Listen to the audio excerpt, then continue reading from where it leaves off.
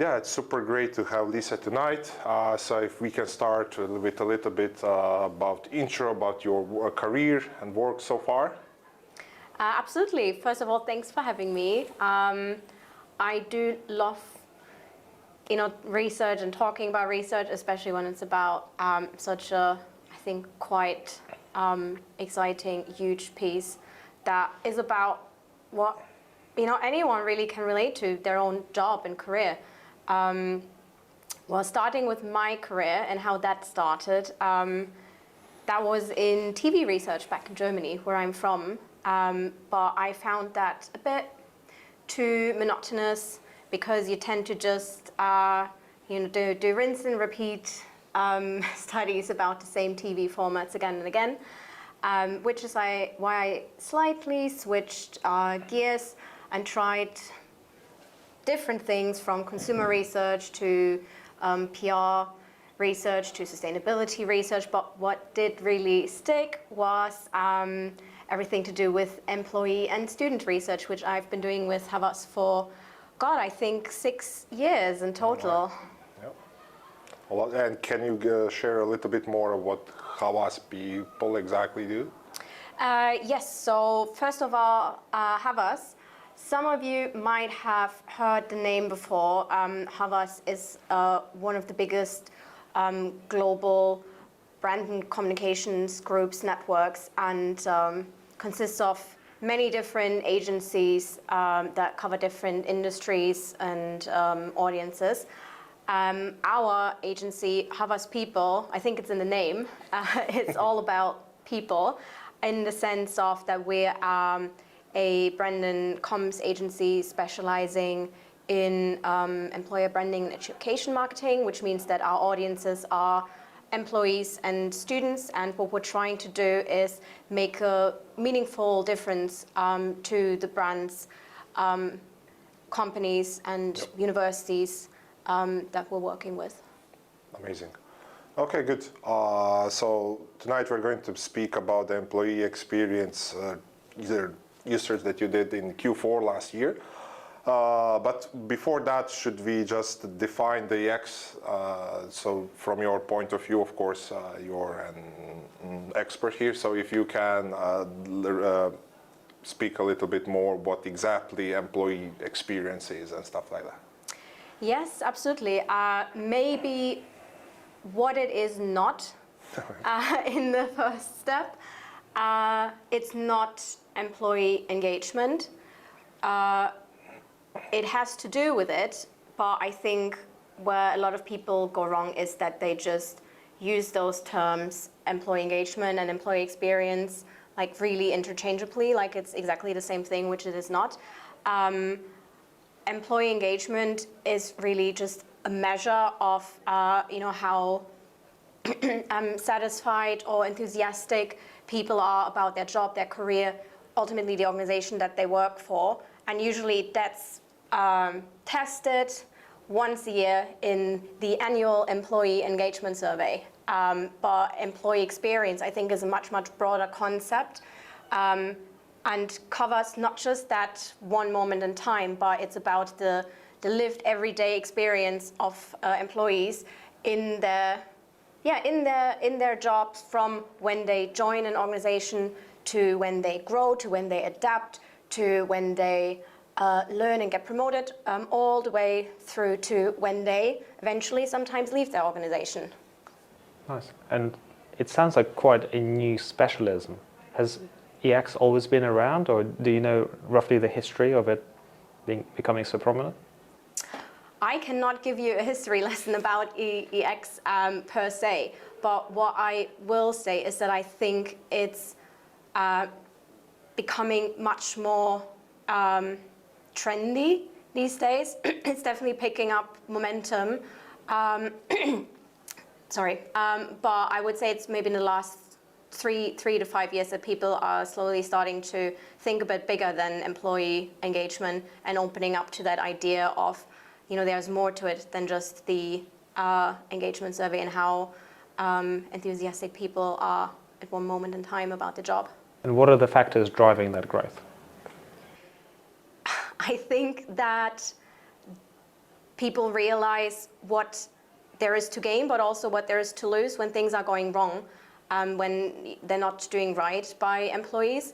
You will probably have read in mainstream media or on LinkedIn or on social feeds stuff like, I don't know, Gen Z not wanting to be managers at all anymore, or millennials, mass exodus, kind of quitting their jobs because of lack of career advancements, or companies really, really struggling with collaboration and communication when they have like very huge workforces, multi-generational, but they just don't seem to be on the same page. And I think what all of these different bad news have in common is that they result in a loss. It costs companies when their employees aren't having the best experience they could have. I think in the UK alone, there is about 25 or 28 billion in loss or damages from kind of, when employees are stressed and then get sick and aren't working, aren't productive. And worldwide, I think it's about an 8 or 9 trillion productivity loss from disengaged employees. So it's a massive efficiency play. Yeah. Interesting. Okay, let's speak about the research, what you Yes. did last year. I remember it was almost a year, I believe so, when you first said to me the idea behind the research. So if we can start with that, what was the big idea? Why did you decide that you want to do a big, massive research piece like that? Many reasons, some of which are obviously business related, but I think what it boiled down to was that we're really passionate as employees about employees. It's part of our business. It's who we are. And when we read through what's out there, what was being published at the time, we felt that there was something missing. I think that a lot of people are already talking a lot about employee engagement, about employee experience in their own way, but the focus seems to have been very, I don't want to say narrow, but quite specific. For example, studies were focusing quite heavily on HR professionals or leaders, or the questions that they asked people were quite focused on, for example, matters of engagement, but they weren't really asking about, what are your expectations and how does your company actually live up against those expectations. And then there are also some pieces out there that aren't really research-based, but more like opinion pieces, thought pieces that are helping to paint just the bigger picture of what we're dealing with. And I think all of those things are incredibly important, but what felt that was missing, or at least could be more prominent in all of this debate around employee experience, is the actual voice of the employee. So we decided to take that as our challenge, and we decided we want to ask actual employees, what's important to them in a more, 360 sort of way. When it comes to the employee experience, from joining to growing to potentially what matters when you decide to call it quits, to leave a company. What was the scope? I know you of course you did contact call. I know, but just for the sake of the audience here, what was the scope you did? It was quite a big undertaking. I think that's not. That's not an exaggeration. We did a survey and interviews. The survey was with a global sample of 5,600 people from across 5 markets, US, UK, Australia, Singapore, and India, from 5 industries, pharma, FMCG, engineering, technology. Oh my God, what was the other one?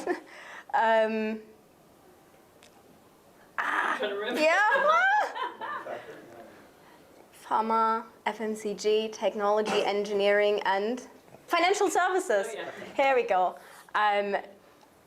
So that was 5,000 people taking the survey, and it was a big survey, 20 minutes, kind of structured in a way to take them through the different stages of the employee experience. So from, what do they know about the mission, purpose of the company, how are they aligned with it, how did their kind of expectation about culture or their role or about the team kind of match up with what they actually experienced. Then questions around what matters most to them, onboarding, learning and development, how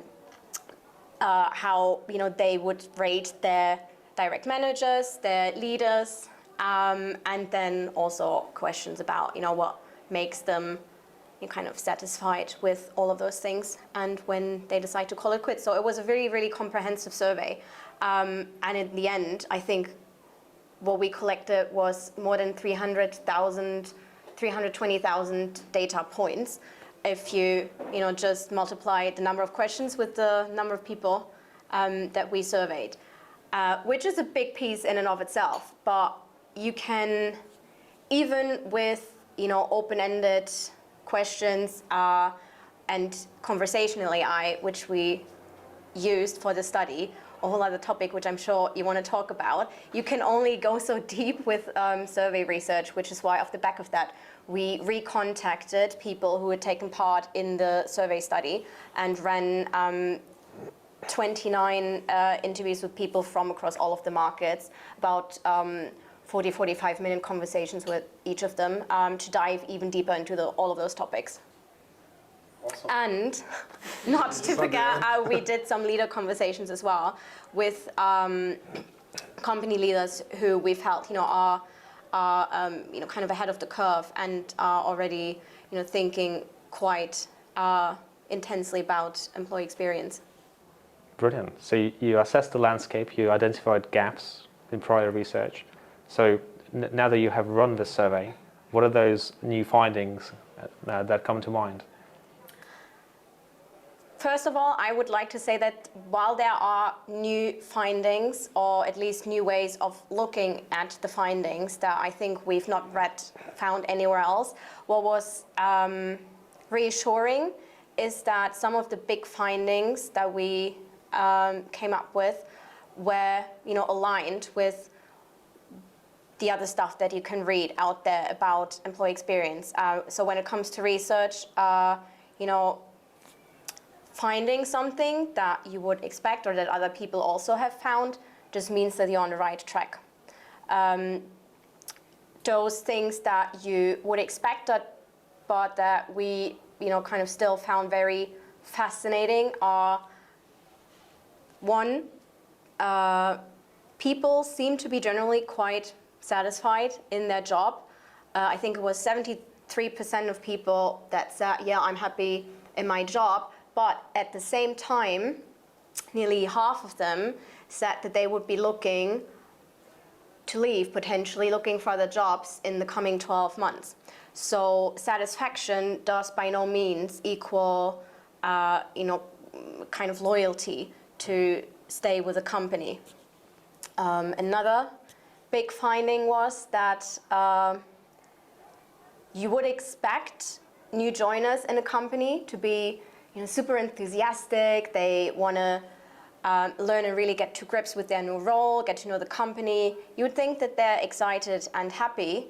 The fact is that they're not as happy as people with longer tenure. I think it was only 58% of those new joiners that said they are quite satisfied with how things are going, compared to nearly 80% of those who had been with their company for a longer period of time. So there is no honeymoon period. Maybe they made the wrong decision. Interesting. Did they make the wrong decision, or did the company not give them the right environment, the right employee experience to thrive? True, interesting. And what were some of the nuances within that? So naturally you've run that across multiple industries, verticals, but also markets. So what were some interesting takeaways in the employee experience? First, if we're talking about markets, then I think it's quite expected to see that the US and the UK were quite, close in, how they presented. The grumpiest people, the least satisfied, were the ones in Singapore, and the most satisfied crowd was in India, and that was across the board. So I mentioned earlier we asked quite a lot of questions, nearly 60, and that was a finding that ran like a red thread through the entire data set, that people in certain regions like Singapore were much more critical of the employee experience, and Indians on average were kind of more lenient, more happy, reporting to be more satisfied. So it's a local nuance, you think? There's local nuance and there is truth in the data. Obviously, when reporting on it, you have to consider certain cultural contexts that you're dealing with. In India, for example, one of the cultural norms is that you're unlikely to say in very explicit terms, perhaps, yes or no, what you mean. So there is more of a bias towards just saying that you're happy, to just get on with it. Whereas other markets are a bit more outspoken, a bit more critical. That is not to say that the findings aren't true. I think you then just have to correlate all of the findings to find the story. It is, for example, I think very interesting that we see honest and straightforward employee communications be much, much more important in India compared to all other markets. And I think that has to do with those cultural norms as well, that are there for a reason, but perhaps that people also are starting to maybe feel a bit of a friction there, and they want to move towards a different communication style, which is what the data has been telling us. What was something that you find that you didn't expect that it will turn out? Was there a thing like that? Yes. For example, that the first year employees are so much more miserable than their counterparts with longer tenure. I did not expect to find quite such a wide gap discrepancy in satisfaction, depending on how senior you are. We're talking 20-30 percentage point differences here. So the C-suite and senior managers, throughout all of the questions, said that we're really happy with how organizational change is being done. The outputs of that are really positive. We're really happy with our managers. We're really happy with our jobs. When you go down the ranks to the individual contributors, that then dropped like from the high 80s to the low 50s, or even to the 40% region in how satisfied they are. I would have expected that gap perhaps to be a bit smaller. Could that be because they're the ones driving those decisions and change? Yes, it's they have that sense of ownership of decisions, which is what here in the open-ended responses, for example, or also in the interviews, that where you're feeling change is just happening to you, and that it's not something that you can help steer, or that at least you feel like you can participate in a meaningful way, then that's a barrier. Nice. Actually, let's double click into that. So what role did that AI feature in this piece of research? As you said, I think you had a way to deep dive into specific questions and asked users for their opinions. So how did you utilize that?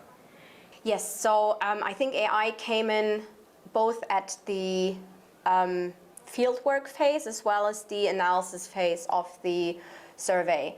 In terms of the questions that we were asking, obviously we wanted to have some open-ended questions in there to collect some nuance to be able to complement that with the stats.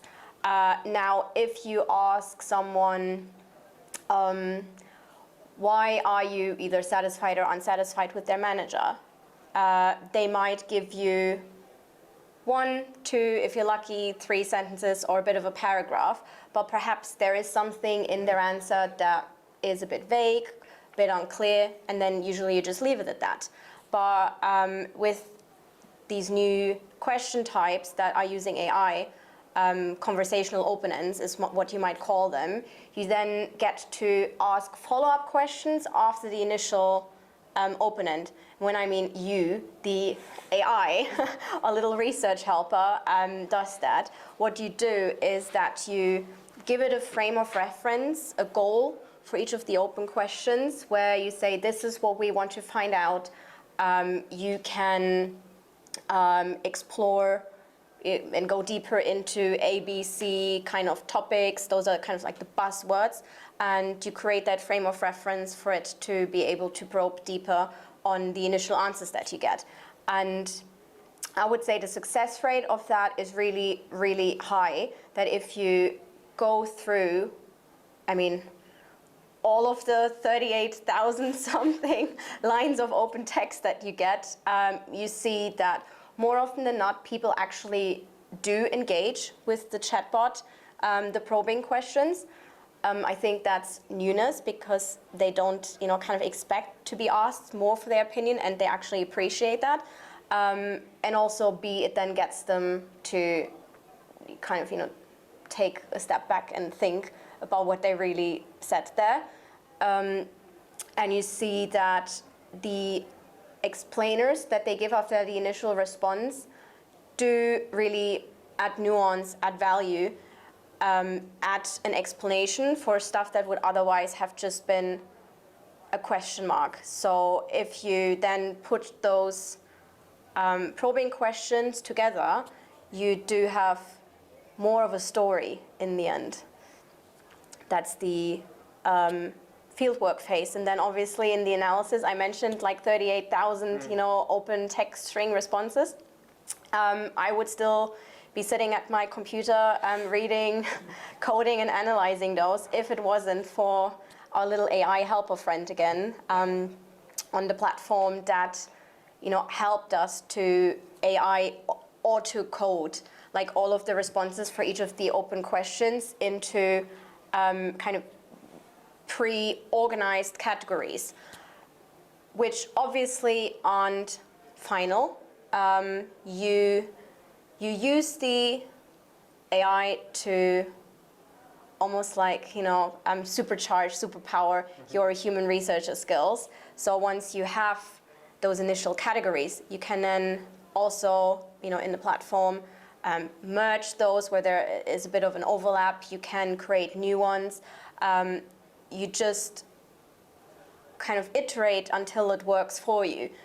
So there's still lots and lots of manual labor involved, but it speeds up and streamlines the process incredibly. Awesome. Sounds like an amazing tool. Famous. Yes. I know that you also use the MaxDiff. I think that would be quite, interesting here for them to hear. Why did you choose to use it in which specific way inside the survey? Yeah, definitely. So we wanted to find out what people expect of an ideal employer to then be able to compare it against how their actual employers are, living up against those expectations. And what you would normally do in a survey, say you have 15, 20 items of what might be key expectations of an employer, you would just use a 5-point or 7-point scale and ask how important is that to you. And what you often see then in your data is, very important. People just tend to say that everything is important, because I think that's just human nature.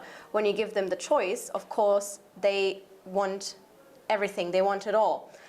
Now, obviously, in reality, that's not so easy.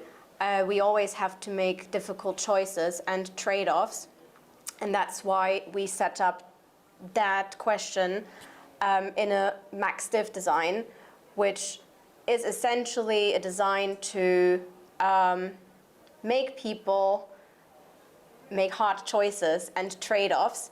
So we presented them those items in a set of 5 randomized for, I think, 8 rounds, and then asked them to tell us, out of those 5 items, what's the most and what's the least important to you, again and again and again. So that helps you really discriminate what, in comparison, is more and less important to people.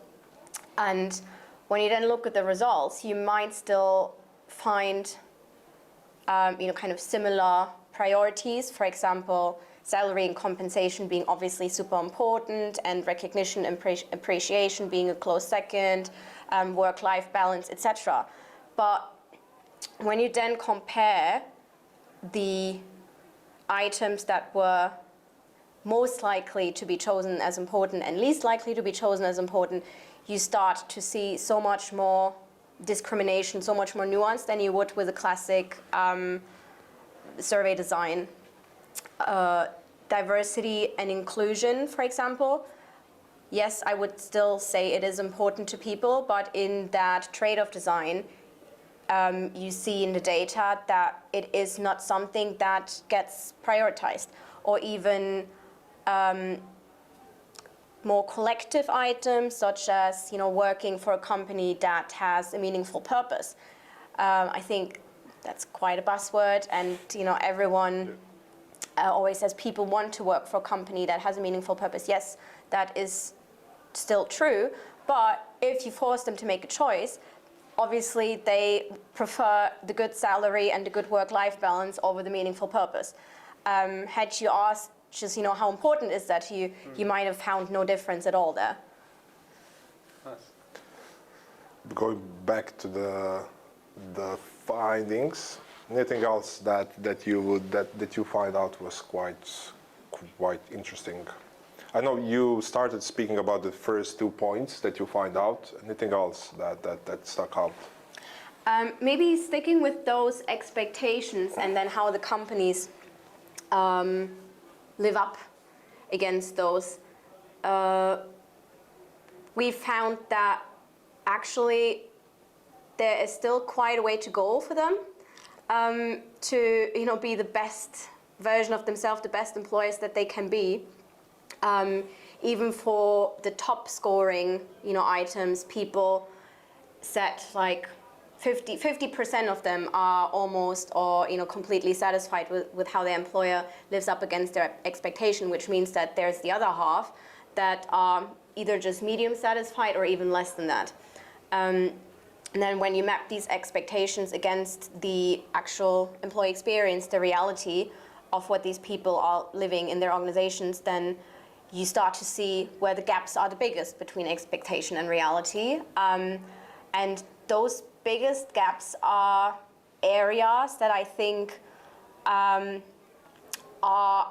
quite contentious, and there's heavily debated and will continue to be over the next couple of years, because they are when and where we work. So everything to do with whether people are going back to the office or are allowed the flexibility of hybrid or remote working, physical and mental well-being, which I think is only going to grow in importance as the world is a increasingly scary and uncertain place to live in. And then the support of managers who are effective and kind of help you do the job that you are hired to do.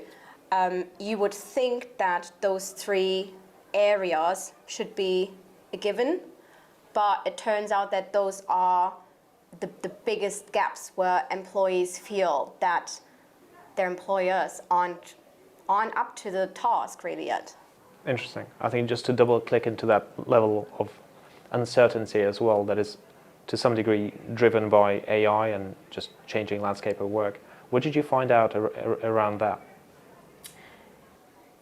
That not everything is as bleak as I might have just portrayed it to be. There is a big level of optimism when it comes to organizational changes, including introducing AI into the workplace, that people think organizational change is for the good, and usually when it's implemented, it does deliver on the good. Of course, there is a but, because then it comes back to those nuances and who you're asking. Again, it was the people with higher seniority, the C-suite and the senior managers, who were more confident and more positive about what organizational change and use of AI can do for the business, and those employees who are further away from the decision making felt a bit more anxious, a bit more uncertain about all of this. Going back to you said like the managing expectations was really important from the employer side of things. Does that go back to the branding itself, like how they present themselves and stuff? Like you also said, like that people, when you found out when they joined, they weren't so excited in the first 6 months after. Is that all because of the lack of the poor employer branding and the onboarding process itself? Like were those like the root cause of? I think one of the root causes is again that gap between what employees expected in terms of what was communicated to them at the point of joining, or like throughout the interview process, and then at the start, and what they then found to be the case, the actual reality in the business. So when I'm expecting my job, my role to be A, but then find in reality I'm not working at all on those things that I was expecting to be working on, then those things don't add up. There's a friction. When I'm expecting the culture in the company to be a certain way, if it's being described to me as very bubbly and very friendly, and find myself in a place where everyone's just staring at their desk all day, nobody goes for lunches, nobody tries to do any socials, then that again is a massive gap between my expectations of what was communicated to me by the employer and my employee experience. So it all comes back to like what was promised and what is delivered against. And then onboarding, I don't think that it's done poorly as it is, but it's not as important to employees as it is to employers. At least that's what our data suggests. Okay. When we ask employees, what are the key moments for you, what matters to you most, then obviously you find stuff like salary, pay negotiations, performance reviews at the top. And of all moments that potentially matter to people that we ask about, onboarding was the one that came in at the bottom of the list. So that doesn't mean that it's not important. It just means that employers, I think, have to find a better way of making employees see what's in it for them in that onboarding experience. Who wants to listen at all those scripts? Like first 3 days, like stuff like that. Sorry, you want to? Yeah. Yeah. So now that you've wrapped up the report, what has the reception been like internally at Havas People, but also externally? Are you taking that research to town? Yes, so internally, I think it was for the team involved, some of which are here with me, a massive moment of relief and joy to, finally see, that brainchild of ours being published. I mean, it's a big report, it's a big baby, and it was, the labor wasn't easy, but there we are. Otherwise, internally, I think for an agency that, that deals in all things employer and employees, it's a really important, reality check. And there is definitely, findings in the research that, we can take home and apply ourselves. For example, and how we perhaps change these moments that matter, and find better touch points for manager conversations, for example, or how can we improve our own onboarding processes. But of course, we're also taking it out into the world because we want everyone to see the new baby. So we're going to be talking about it at an employee experience summit, for example, and we're taking it to clients, prospective clients in pitches, because every client challenge that is brought to us always has a context. It never happens in a vacuum. And when you're dealing with employee challenges, then I think there's always an aspect where employee experience can help you, unlock a solution. So taking the findings of the report to those pitches is really opening up meaningful conversations about, our clients' employees and their experience that they might not have thought of before. Shortly, we're going to turn to Q&A. Before that, I have one more. You said you also did some talks with the leaders, right? So what I wanted to ask, did you find out some gaps between what they said and what actually employees said in the survey and the qual phase? Were there some gaps between those two? For that question, I think I'm going to hand over to Bex, who did most of the leader conversations.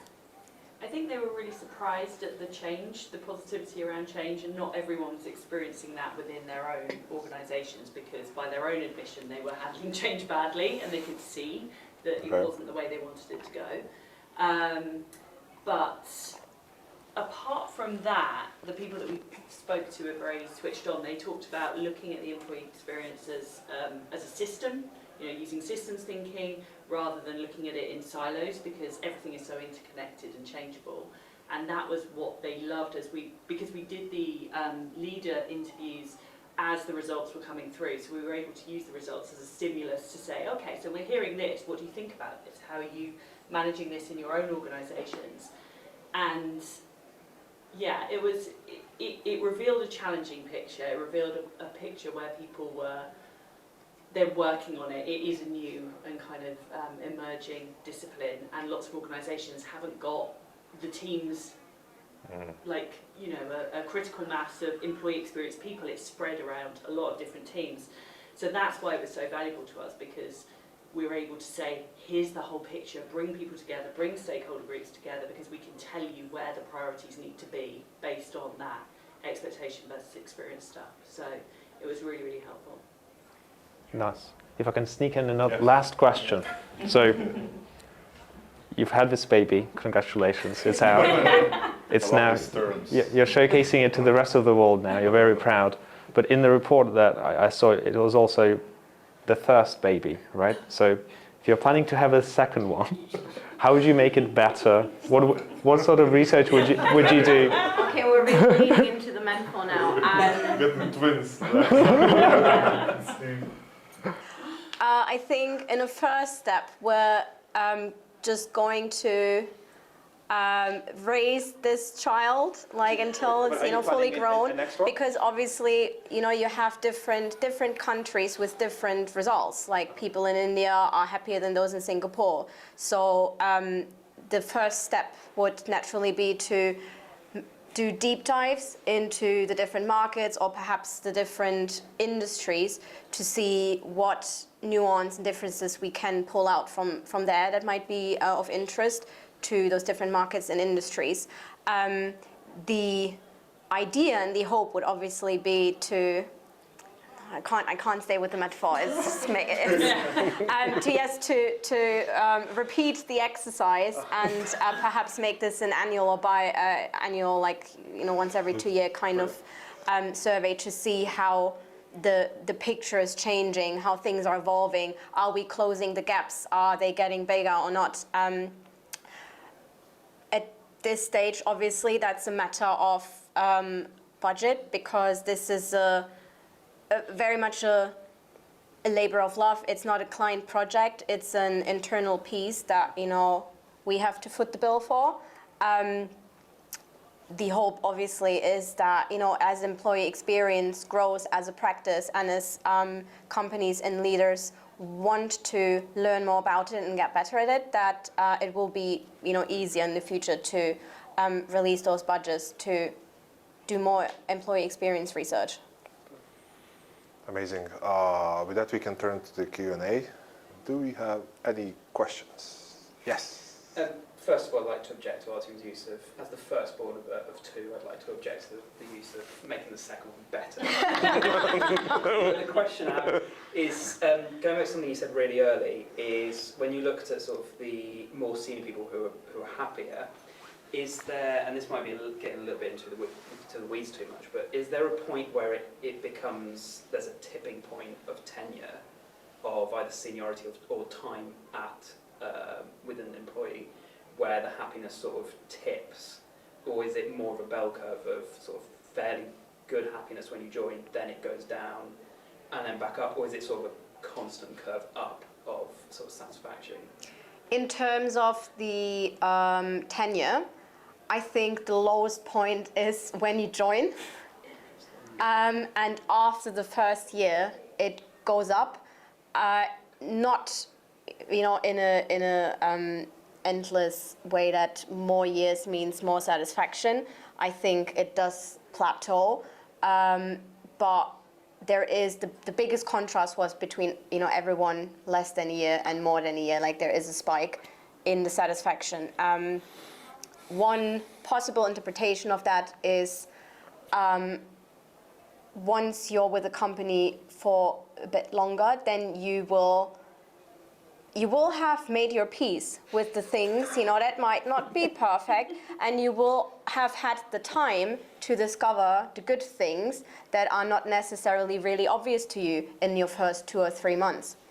So I think then it just becomes more of a well-rounded experience, because you've had more exposure to, the ugly, the bad, and the good, right? Not from doing it the other way around, and then you just seem to become more satisfied. Now, with regards to the seniority, again, the lowest satisfaction is with the actually not the new joiners, but interestingly the what we call the individual contributors. So they had even lower scores than the new joiners.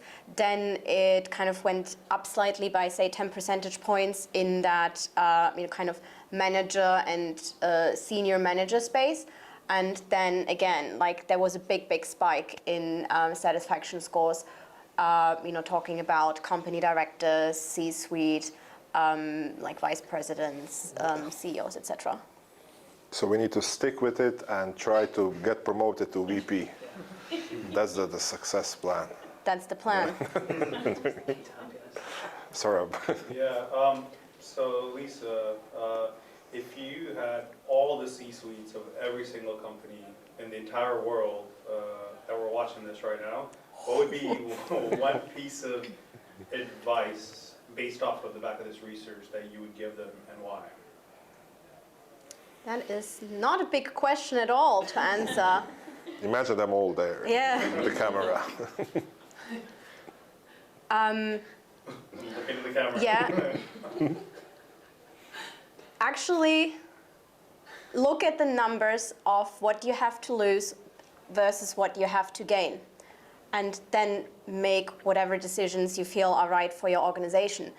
It might seem very,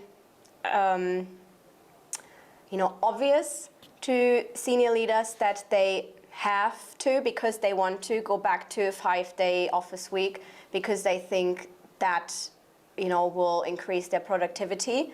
But if they look at the full picture, if they look at employee experience, I think there is a lot of evidence to point them in a different direction, that in fact, when whatever decisions they're making are going against their employees' like happiness, their good employee experience, then at the end of the day, that will result in losses, not gains. Any other questions before we wrap up? Okay, if that is all, I think the research is phenomenal, and all the work you guys did, it's really important to get the word out. Employee experience needs to be put up there. We all need to take more into consideration. So I'm really glad that you guys are doing it. So yeah, props on that, and thank you for the amazing chat tonight. Thank you. Thank you.